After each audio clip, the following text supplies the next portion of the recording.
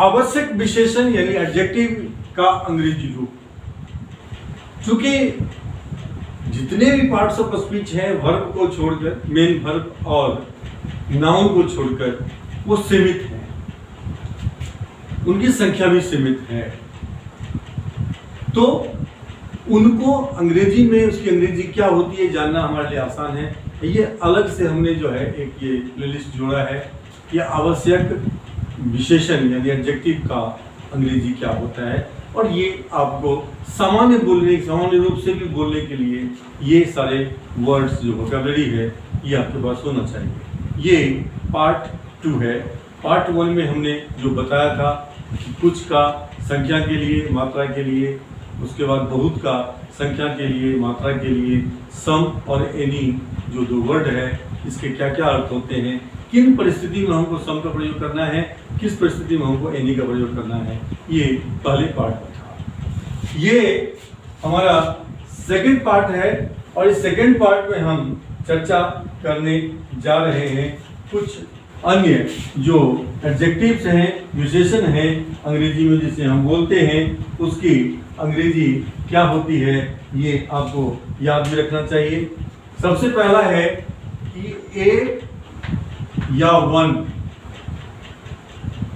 Plus में किसी एक व्यक्ति का नाम, किसी एक व्यक्ति का नाम, व्यक्ति का नाम। वैसे आर्टिकल किसी भी प्रॉपर नाउन के पहले नहीं आता है, लेकिन यहाँ पे मिस्टर या मिसेज प्लस में नेम उसका आएगा। और अगर वो अजनबी है जिसे हम पहले से नहीं जानते थे, जैसे हम कहते हैं पापा कोई ओम प्रकाश, कोई ओम प्रकाश जी आपसे मिलने आए थे, कोई ओम प्रकाश जी आपसे मिलने आए थे।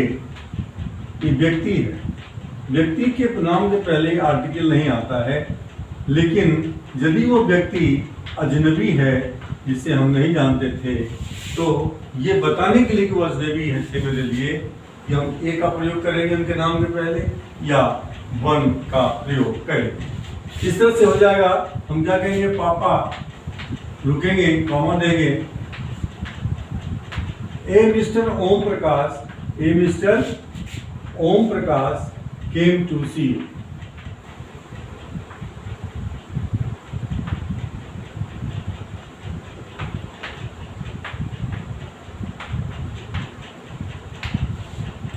यहां पर हम ए के जगह पर 1 का भी प्रयोग कर सकते हैं। ए का करेंगे या 1 का। पापा, सी को बोलेंगे हम पापा 1 mister Om Prakash, 1 mister Om Prakash came to सी।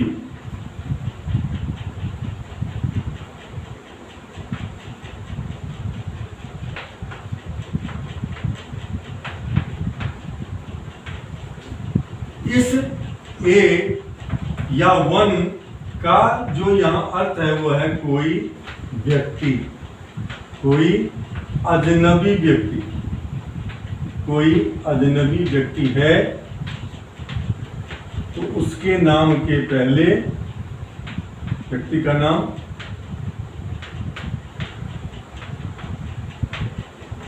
कोई अजनबी व्यक्ति का नाम जोड़ देंगे कोई के साथ। तो ए का प्रयोग कर सकते हैं या हम वहां पे 1 का भी प्रयोग कर सकते हैं।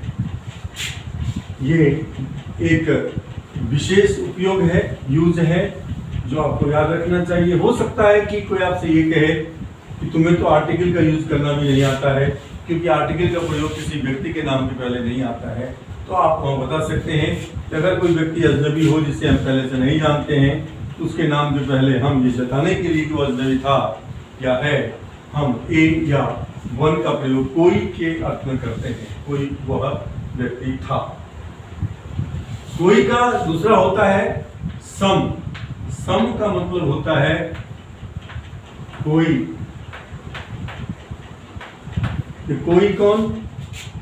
एक वचन, सिंगुलर जातिवाचक संज्ञा, एक वचन जातिवाचक संज्ञा।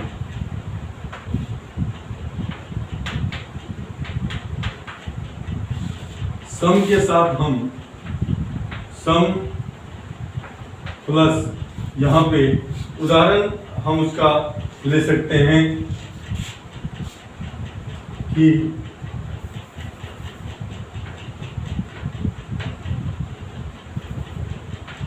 हैव यू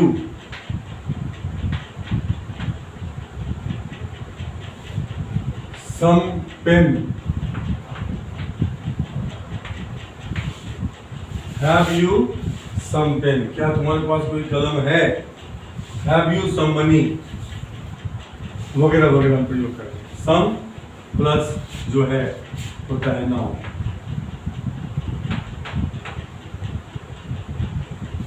सम के साथ यहाँ पे नाउन आता है और नाउन के सही सिंगुलर नाउन आता है, singular noun, singular noun, common noun. अब उसके साथ आता है singular helping verb, singular helping verb, ये भी आपको याद रखना है, इसके साथ सिंगुलर हेल्पिंग वर्ब भी आता है।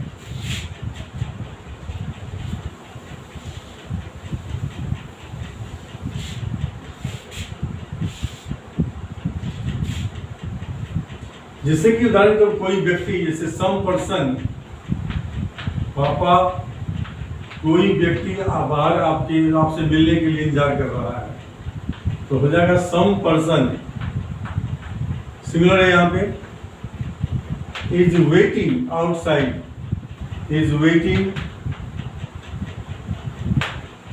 Outside to see you, to see you का मतलब आपसे मिलने के लिए बाहर इंतजार कर रहा है। कोई व्यक्ति आपसे मिलने के लिए बाहर इंतजार कर रहा है। दूसरा सम का मतलब होता है,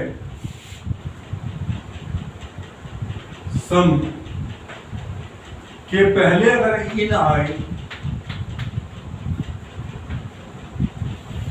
प्लस कोई नाउन आए, इसका मतलब होता है किसी संज्ञा में, किसी संज्ञा में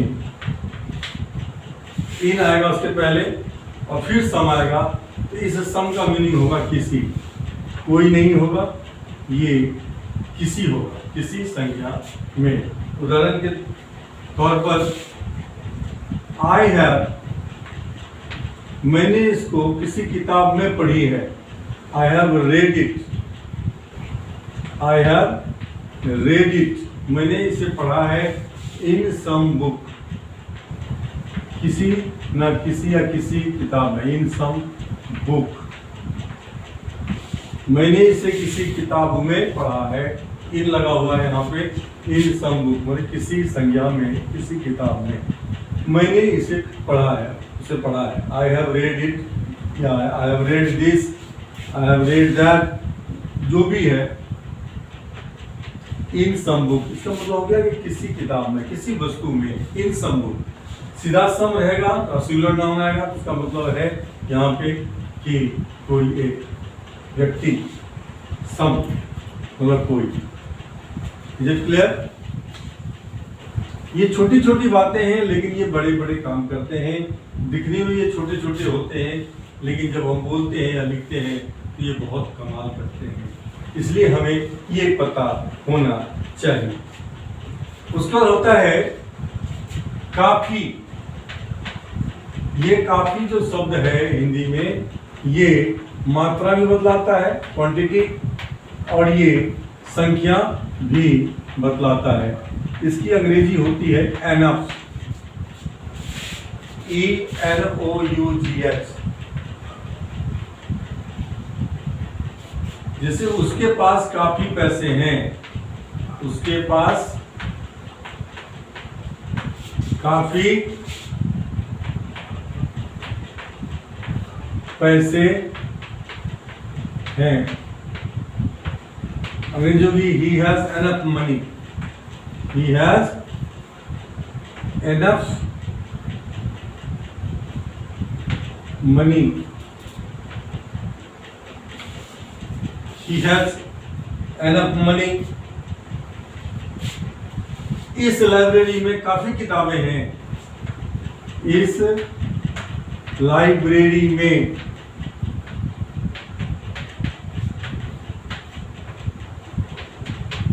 काफी किताबें हैं।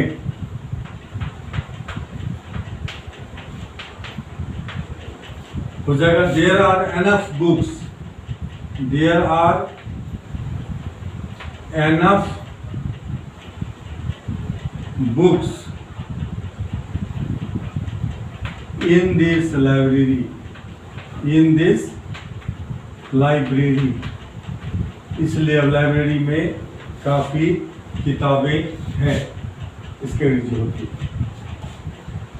अब यहाँ पे फिर आता है दो व्यक्ति के लिए दोनों के अर्थ में बोथ का प्रयोग होता है। बोथ का मतलब होता है दोनों।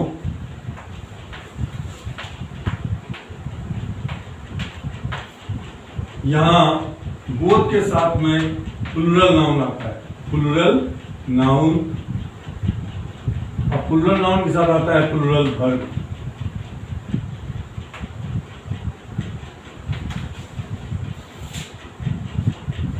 उदाहरण लेते हैं हम कि बोथ बॉयज आर इंटेलिजेंट, दोनों बच्चे बड़े तीव्र कुशाग्र बुद्धि के हैं। Both boys are intelligent. Both shirts are good, दोनों शर्ट अच्छा है, वगैरह वगैरह। अब इसी में होता है कि बोथ के बाद ऑफ आता है, और फिर वहां पे जो है पजेसिव प्रोनाउन आता है। तो कैसे लिखते हैं इसको?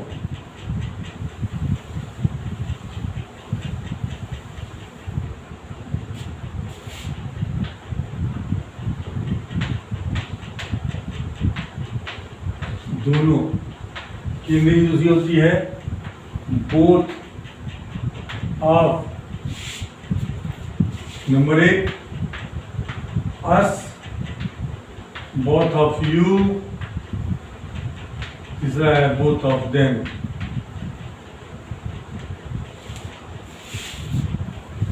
हम दोनों, यहां क्या हो गया? हम दोनों, या तुम दोनों, या आप दोनों, या वे दोनों। ये जो होता है हम दोनों अच्छे हैं, both of us are good. हम दोनों अच्छे हैं, both of us. Plural noun ही आएगा, वर्ब भी आएगा, नाउन भी आएगा। Both of us are good, both of them are good.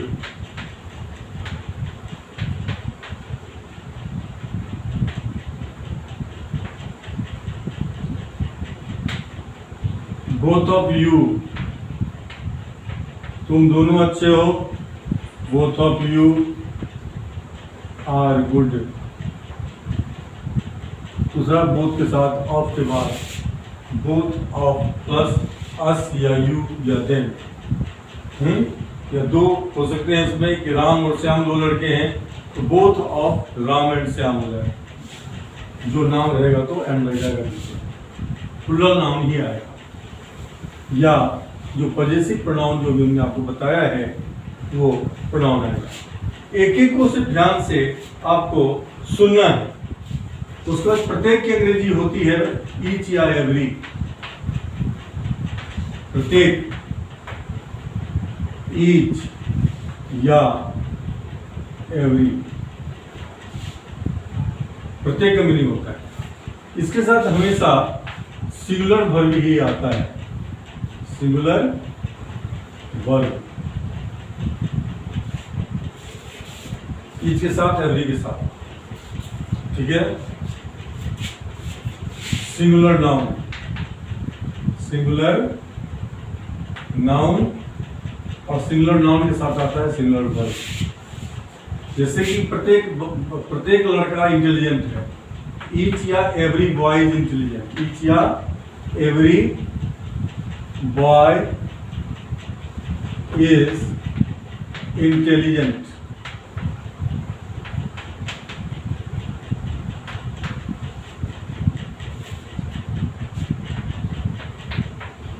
Each या एवरी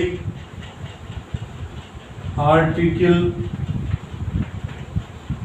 इज कॉस्टली, प्रत्येक आर्टिकल, प्रत्येक वस्तु जो है वो महंगा है। ईच या एवरी आर्टिकल इज कॉस्टली, प्रत्येक जो चीज है वो महंगी है। इसी में आता है each one of them, every one of them में वह प्लूरल आएगा, लेकिन वर्ब सिंगुलर आएगा।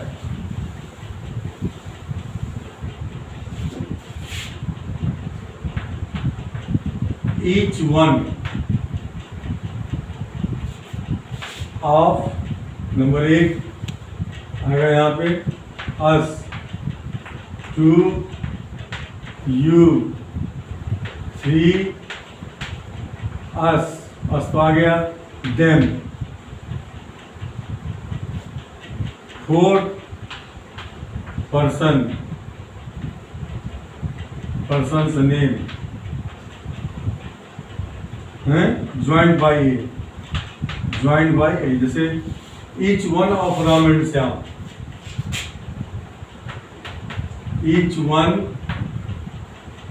ऑफ, यहाँ पे प्लस में सिंगुलर वर्ब ही आएगा, सिंगुलर नाउन आएगा, सॉरी सिंगुलर नहीं प्लूरल नाउन आएगा, ऑफ के बाद प्लूरल नाउन आएगा, लेकिन ये याद रखना है इसके साथ सिंगुलर वर्ब ही आएगा, सिंगुलर वर्ब। ये गलती अगर आपसे हुई तो सेंटेंस गलत हो जाएगा, इसलिए ध्यान रखने की चीज है। Each one of Ram and Shyam, Ram and Shyam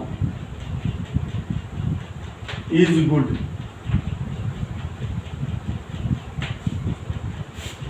each one of you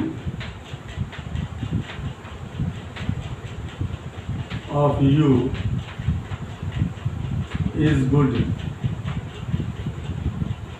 each one of them is good, each one of Ram and Shyam and good। ये ध्यान रखना है आपको, ये मिस्टेक, वो छोटी छोटी बातें हैं ये, लेकिन ये बड़े मायने रखते हैं जब हम बोलते हैं या हम लिखते हैं। दोनों ही स्थिति में ये बहुत इंपॉर्टेंट होते हैं, क्योंकि ये छोटी छोटी गलतियां हैं। ये छोटी छोटी गलतियां होती है अक्सर तब जबकि हमें उसका पता नहीं होता, लेकिन कॉन्फिडेंट हम रहते हैं कि गलती नहीं हो रही है मेरे। छोटी चीज है जो हमें ध्यान रखना ही रखना है। आइए आगे बढ़ते हैं। इससे आगे यह आवश्यक एडजेक्टिव्स हैं, आवश्यक विशेषण हैं, जिनकी अंग्रेजी हम आपको बता रहे हैं। उसके बाद आता है इधर।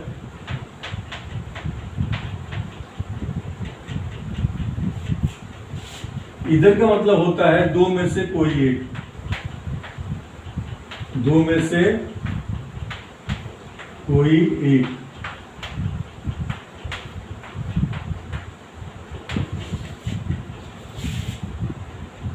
अब इसमें है तो सेंटेंस बनाएंगे हम,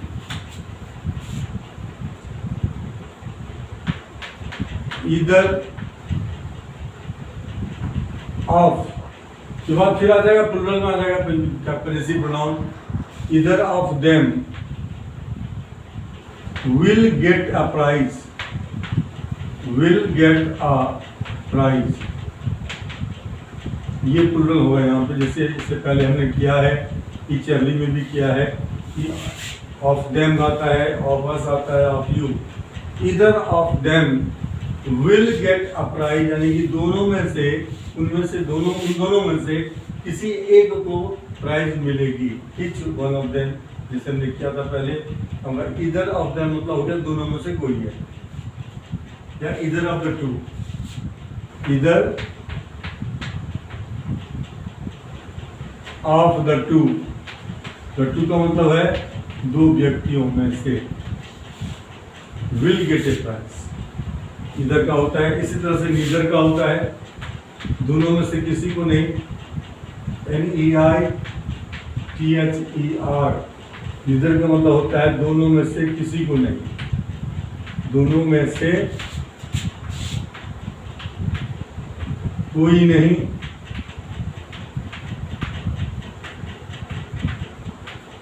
या दोनों में से किसी को नहीं,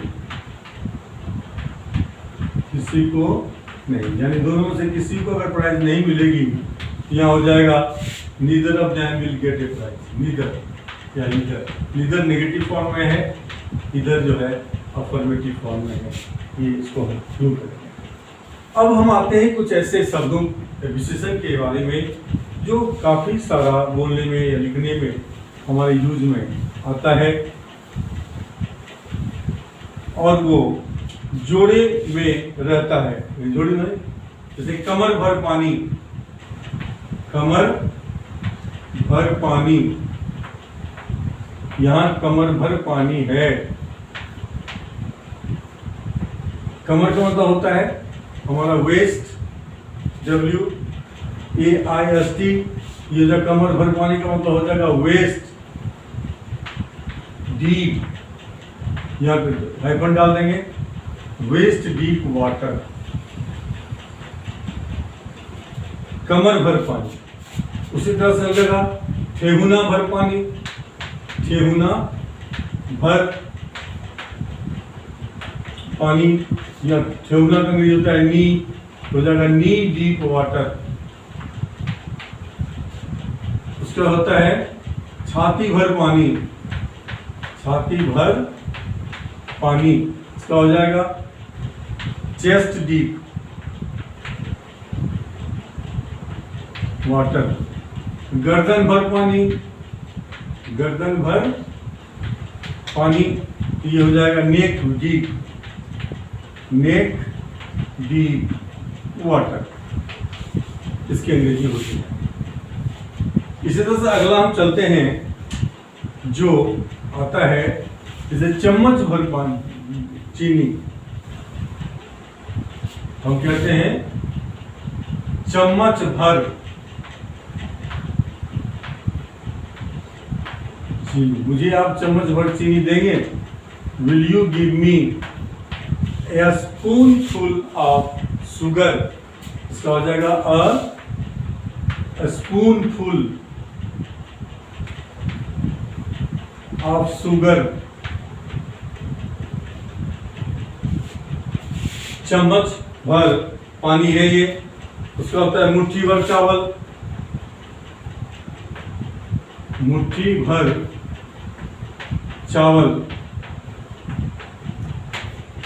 मुट्ठी भर जो चावल है, ये मुट्ठी भर चावल का होता है handful of, handful of rice. मुट्ठी भर चावल, चम्मच भर चीनी, मुट्ठी भर लोग, मुट्ठी भर लोग, इसका हो जाएगा ए हैंडफुल ऑफ पीपल। मुट्ठी भर लोग हो जाएगा a handful, handful full of persons या पीपल। मुट्ठी भर लोग वहाँ मौजूद थे। ए हैंडफुल ऑफ पर्सन्स या पीपल वेयर प्रेजेंट देयर। उसका होता है यहाँ पे बोरी भर चावल, बोरी भर चावल। अब बोरी का मतलब होता है बैग, हो जाएगा ये ए bag full of rice, a bag full of rice. इस तरह के जो विशेषण है उसको हम कुछ इस प्रकार से बोलेंगे या लिखेंगे। अब नेक्स्ट सेगमेंट में आते हैं हम।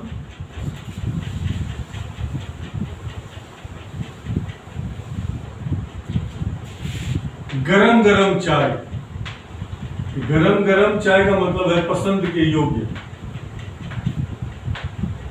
पसंद के मुताबिक या पसंद लायक, तो गरम गरम चाय है। इसे कहते हैं हम Fairlie, FAIRLY, Fairlie hot T, यानी जिसे पीना वो पसंद करेगा उतना तो गर्म होना ही चाहिए। दूसरा होता है बहुत गर्म चाय, नापसंद के लायक, जो पिया नहीं जा सकता, बहुत गर्म चाय।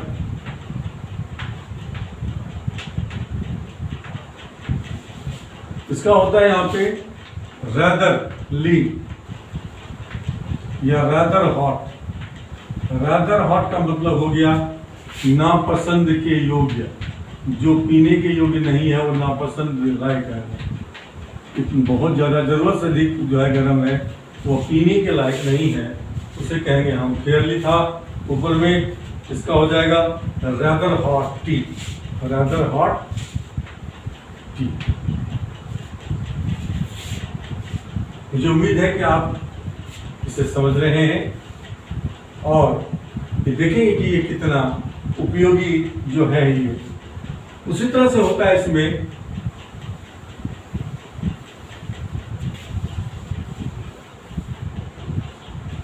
इसे कहते हैं हम, कोई लंबा है या लंबी है, पसंद के लायक कितना पसंद किया जा सकता है, लंबा या लंबी, ये है पसंद योग्य, इसे पसंद किया जाएगा, पसंद लायक, लंबा है, तो इसे कहेंगे हम फेयरली टॉल, फेयरली टॉल। और जो लंबा या लंबी है नापसंद के लायक, लंगूर लगता है, लंबा या लंबी, नापसंद के योग्य, उसमें जैसे हमने गरम गरम चाय और बहुत गरम चाय में फर्क किया था, वैसे इसमें फर्क करेंगे। नापसंद लायक लंबा या लंबी है, ये हो जाएगा रेदर टॉल, रेदर टॉल, इसके अंग्रेजी हो जाएंगे। अब नेक्स्ट सेगमेंट में आते हैं हम कि जैसे हम कहते हैं किसी को हल्का फुल्का बुखार,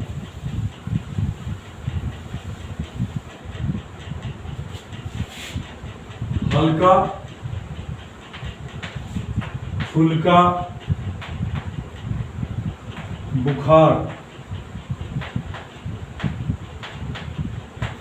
अब ये हल्का फुल्का जो बुखार है इसे कहते हैं हम very mild fever, very mild fever का मतलब होता है हल्का बुखार। He has very mild fever, यानी उसको हल्का फुल्का जो है वो बुखार है। जैसे होता है लाल लाल शर्ट, यानी लाल ही लाल, लाल लाल कमीज।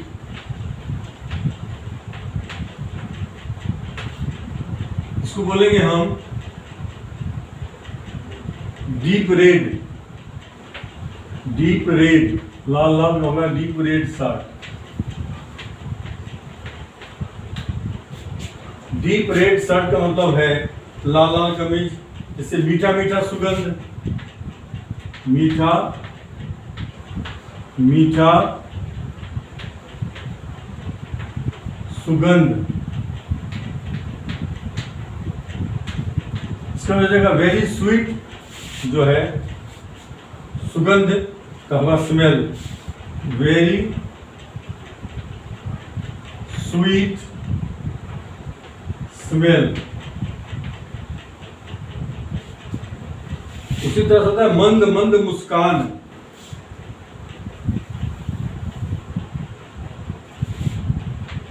मंद मंद मुस्कान। ये मंद मंद जो मुस्कान है इसके लिए हो जाएगी very sweet smile, very sweet smile. उसके चेहरे पर मंद मंद मुस्कान है। There is very sweet smile on his face. मंद मंद मुस्कान, मीठा मीठा सुगंध, और ये सब हो गया। ये नेक्स्ट सेगमेंट जो है उसमें है तो हम कहते हैं एक जोड़ा जूता या एक जोड़ा कपड़ा। एक जोड़ा जूता या हो जाएगा a pair of shoes. Of के बाद जो है ये प्लूरल नाउन आएगा। एक जोड़ा जूता, 1 लाख लोग या 5 लाख लोग, 1 लाख लोग। यहाँ पे यह ध्यान रखिए कि 5 लाख भी लगे रहेगा तब भी लाख में लैक्स नहीं होगा, ये तो हो जाएगा 1 lakh of people. 1 lakh of people यानी 1 लाख लोग। दर्जनों कलमे, दर्जनों कोई भी वस्तु, दर्जनों कलमे हो जाएगा डजन्स ऑफ पेन्स। दर्जनों का हो जाएगा डजन्स ऑफ, और ये भी प्लूरल आएगा, ये भी प्लूरल आएगा, डजन्स ऑफ पेन्स। अगर यहीं पे रहेगा 1 दर्जन पेन, कलमे,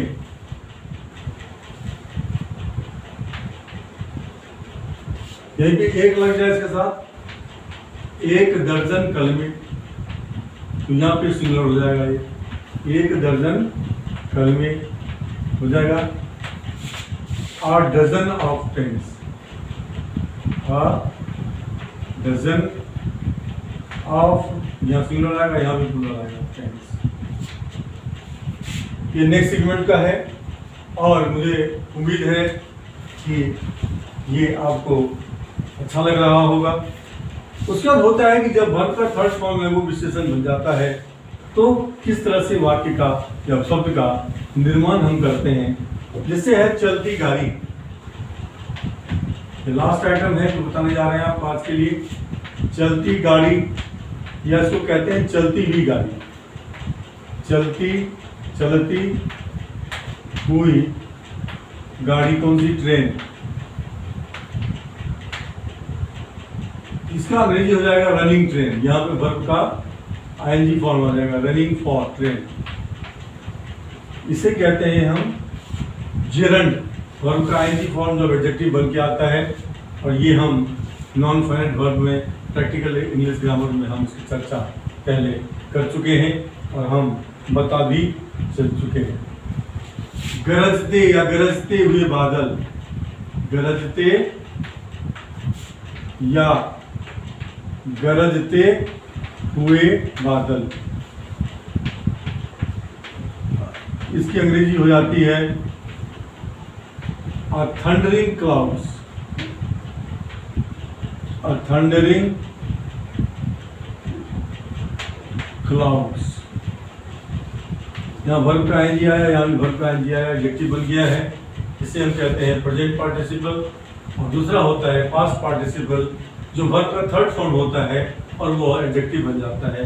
कैसे, वो हम देखते हैं। That's the last item for today. अब यहाँ पे है कि टूटी हुई कुर्सी, टूटी हुई कुर्सी, इसकी अंग्रेजी होगी ब्रोकन चेयर्स, ब्रोकन चेयर। अब ब्रोकन चेयर एक से अधिक है तो 2 ब्रोकन चेयर्स बहुवचन हो जाएगा। टूटी हुई कुर्सी, मुरझाए हुए फूल, मुरझाए हुए फूल। अब मुरझाए हुए फूल की अंग्रेजी होती है WITHERED, withered या FADED, faded flowers। ये भी वर्ब का थर्ड फॉर्म है, ये भी वर्ब का थर्ड फॉर्म है, ये भी वर्ब का थर्ड फॉर्म है, लेकिन यहाँ पे ये एडजेक्टिव है, इसलिए इसको कहते हैं हम पास्ट पार्टिसिपल। जब ये वो होता है थका हुआ आदमी, थका या थका हुआ आदमी,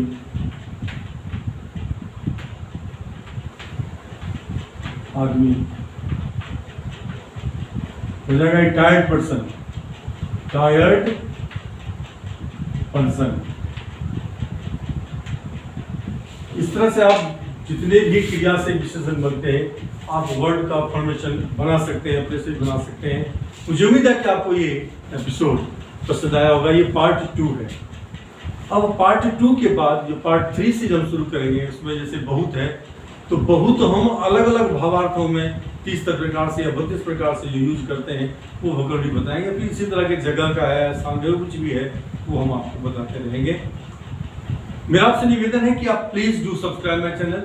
अगर आपको इसके contents, style of presentation, concept पसंद आता है और आपको उपयोगी लगता है तो आप इसे सब्सक्राइब करें और वीडियोस को लाइक करें। और उसमें जो आपको कमेंट्स कॉलम में अगर आपको लगता है कि इससे भी बेहतर प्रेजेंटेशन हो सकती है, अगर उसमें कुछ बदलाव किया जाए तो I shall welcome such kind of comments from your end, and your comments are always a great motivation for me। और मेरी ये लालच रहती है कि मुझे आपका कमेंट्स मिले, पॉजिटिव हो या नेगेटिव हो, दोनों ही इस प्रेजेंटेशन को बेटर बनाने के उद्देश्य से होगा, इसलिए हम दोनों को वेलकम करेंगे। जो पुराने हैं आपसे निवेदन करना चाहूँगा कि please keep on just liking the videos and sharing the videos to the people whom you love like anything. With that, let's call it a day. Have a nice day. Thank you for watching this video. See you in the next episode with something worthwhile, a new topic, worthwhile topic.